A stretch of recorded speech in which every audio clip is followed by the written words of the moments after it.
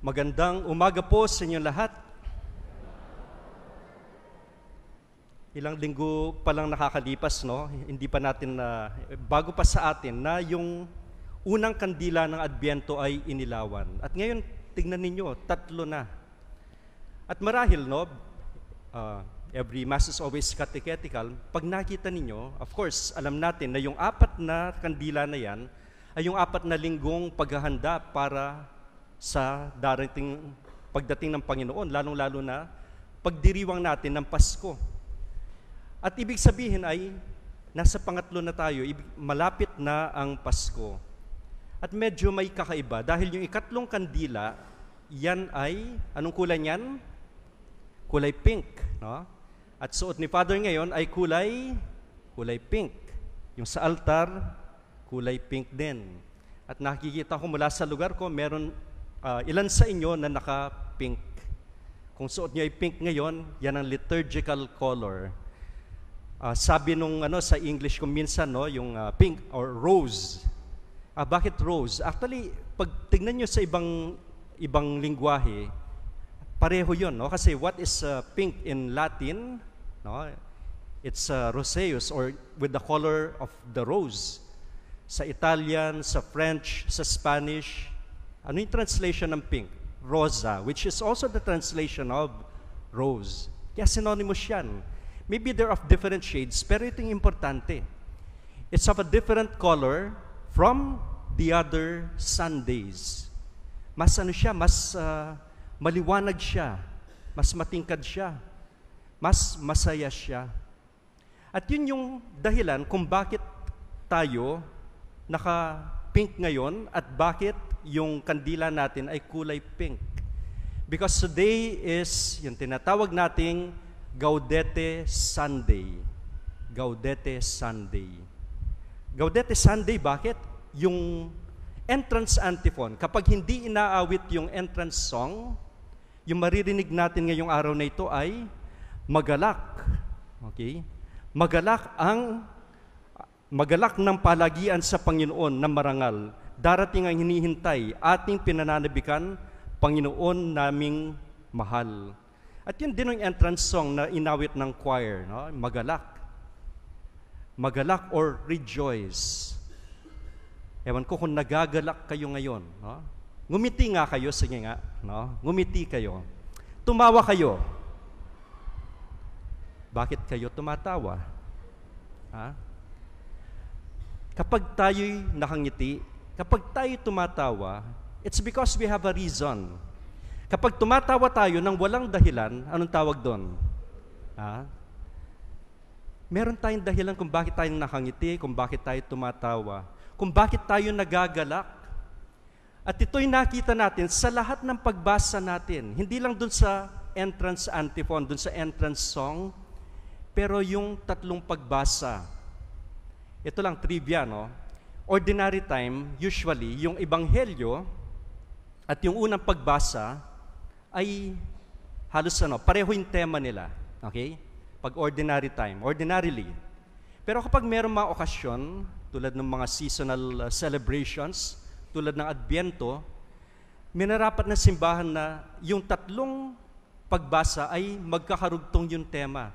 Kasi usually yung second reading, walang kinalaman dun sa first reading at dun sa gospel. Pero ngayon, parang naka-align sila. Ano yung tema nila? To rejoice. Why do we rejoice? Yun yung importante. Bakit tayo kailangan magdiwang? Siguro pwede nating idugtong dun sa tanong na, what gives you joy? Ano yung nakakapagpagalak sa inyo? Bakit kayo nagagalak? Yung sa estudyante, kapag nakita niya yung grades niya, mataas, palagay ko mag-exam sila, no? These days, or nag-exam sila. Pag nakita nila mataas yung grade nila, abay masaya sila. Yung mga magulang din. Yung mga magulang na umaakyat sa entablado, sinasamahan yung mga anak nila para tumanggap ng award ng diploma, masaya sila. May dahilan kung bakit sila masaya. Kapag may kinakasal ako sa harapan ko, hindi mo ma-explain yung ligaya, yung galak na nandun sa mukha ng mga ikakasal. May nakita na ba kayong ikakasal tapos napakalungkot nila? Ewan ko lang, pwera lang kung napilitan siguro, no? Sapilitan yung kasal.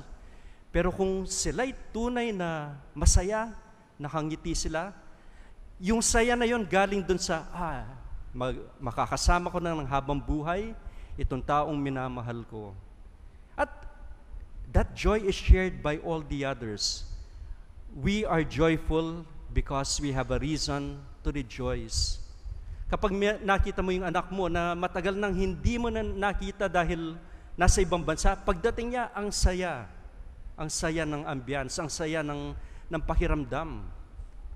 Kanina nakita ko two friends who have been away for a long time, no?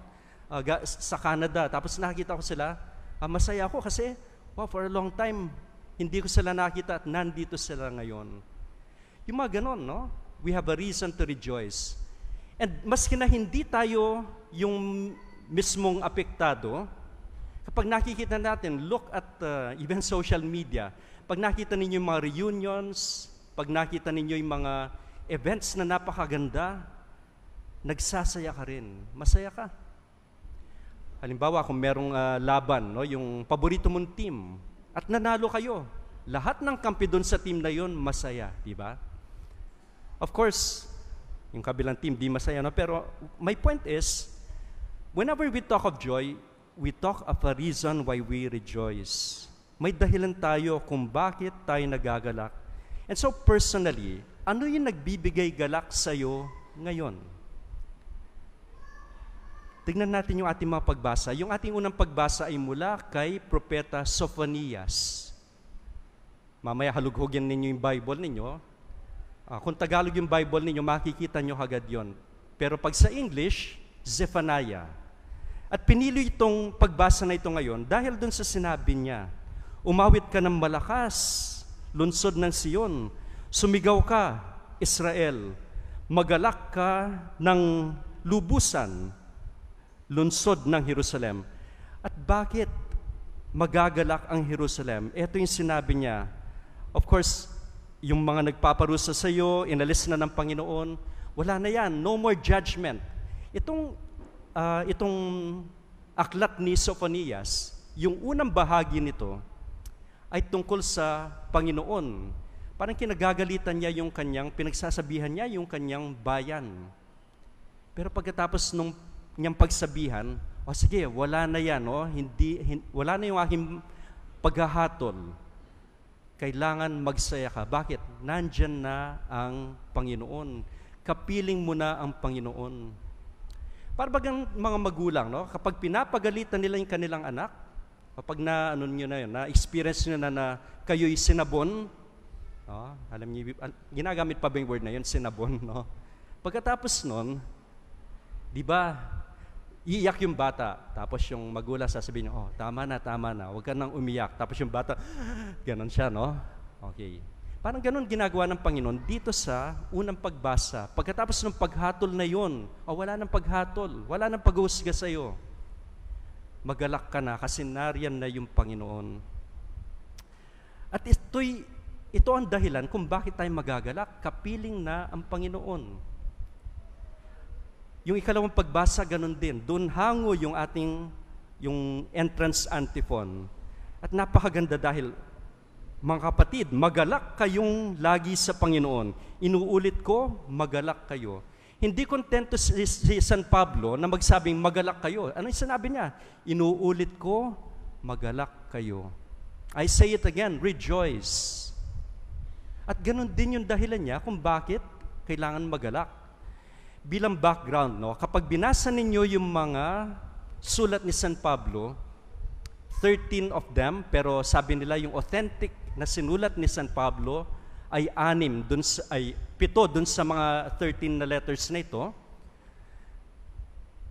Yung isa doon sa 7 ay itong nabasa natin mula sa sulat niya sa mga taga-Filipos. Kung meron isang sulat si San Pablo na napakasaya, yung pinakamasaya, itong sulat niya sa mga taga-Filipos. Malapit siya sa komunidad na ito, ng mga taga-Filipos. tinanggap siya, tinulungan siya, kinupkup siya. Kaya natutuwa siya. Ayun, yung sulat niya mismo, magalak kayo. Inuulit ko, magalak kayo. Tapos ano yung dahilan kung bakit sila dapat magalak? So, ipadama ninyo sa ang inyong kagandahang loob. So, unang-una yon. Yung joy na yon, yung kagalakan na yon, yun yung pagpapadama nitong kagandahang loob nila. Kasi naramdaman ni San Pablo yung kagandahang loob nitong mga ito. Tapos ito pa, yung mas matindi. Malapit nang dumating ang Panginoon.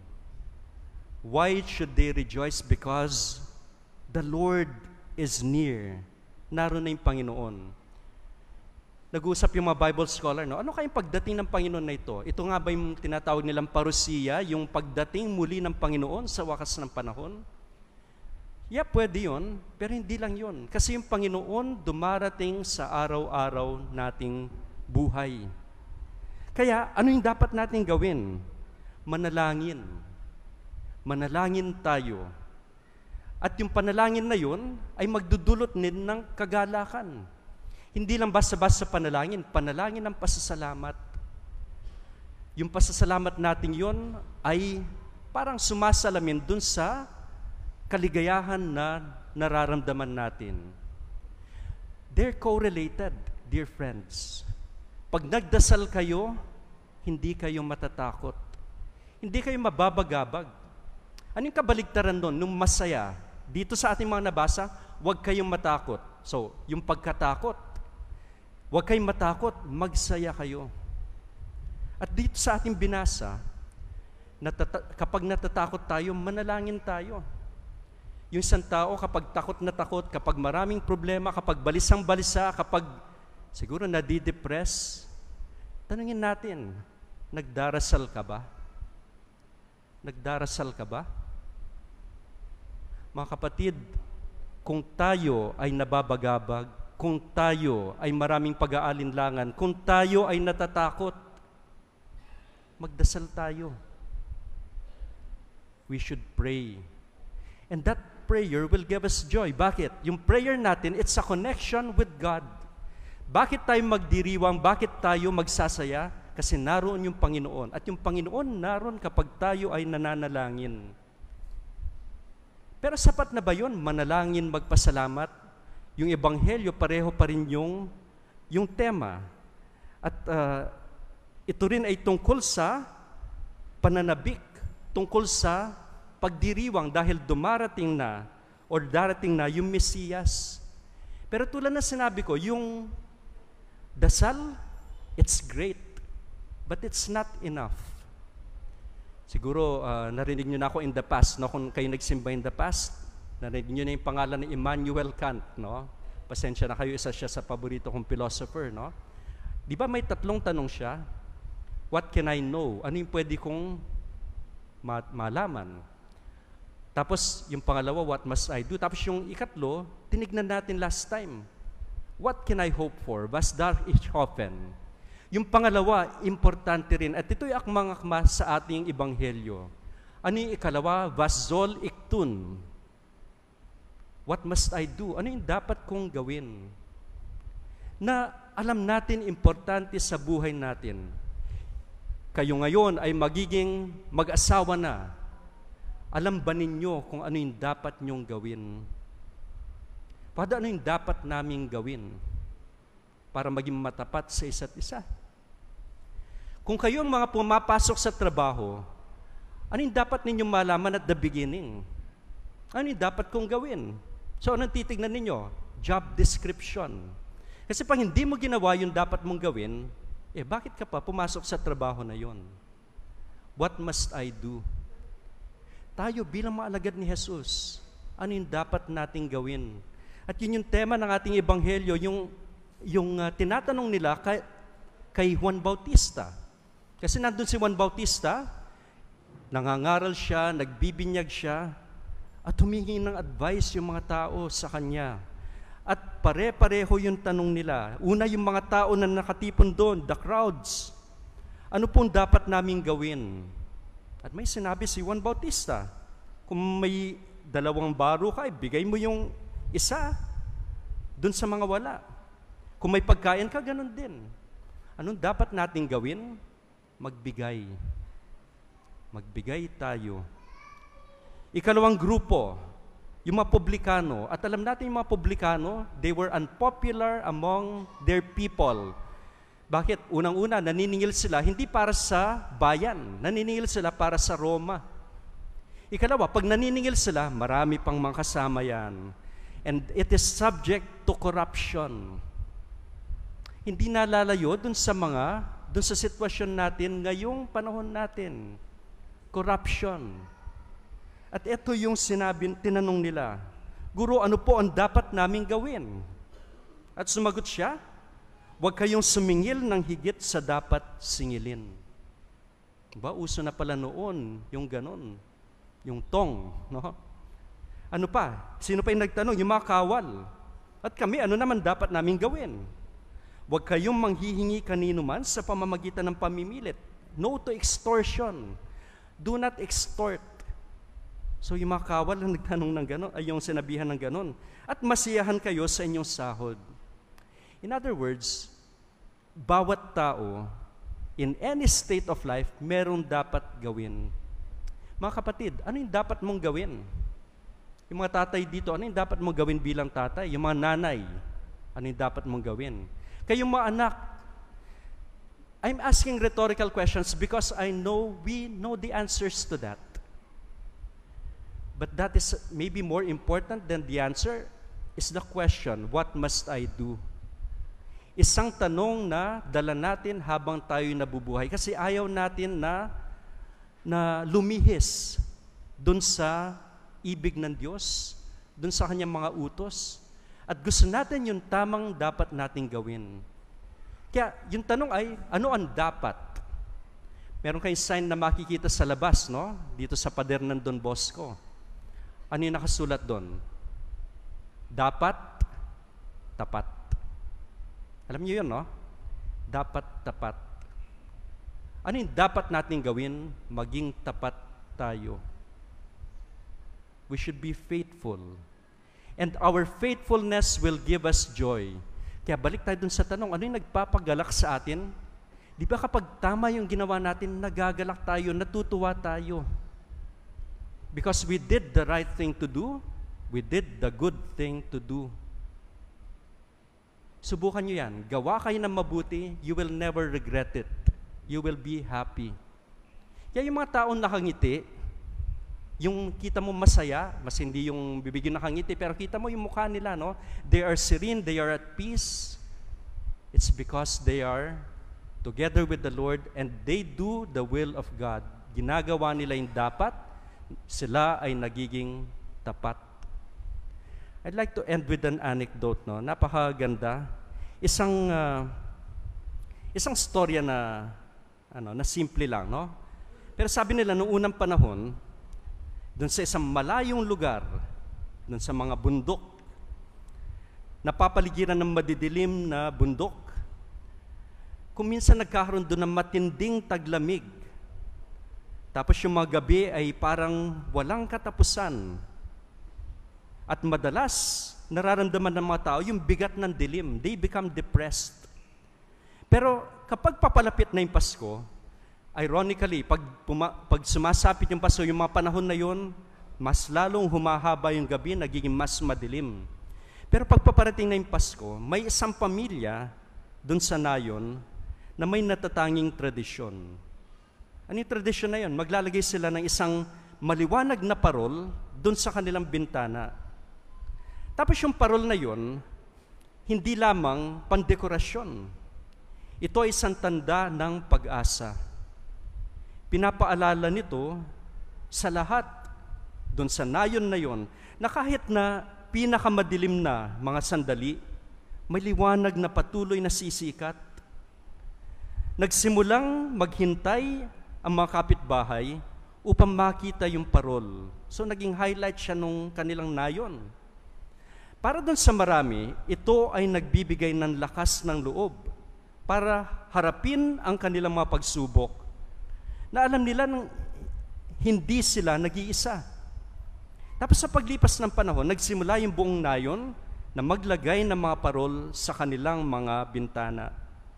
At bigla, ang madidilim na mga gabi ng taglamig, ito'y napuno ng mainit at masayang liwanag.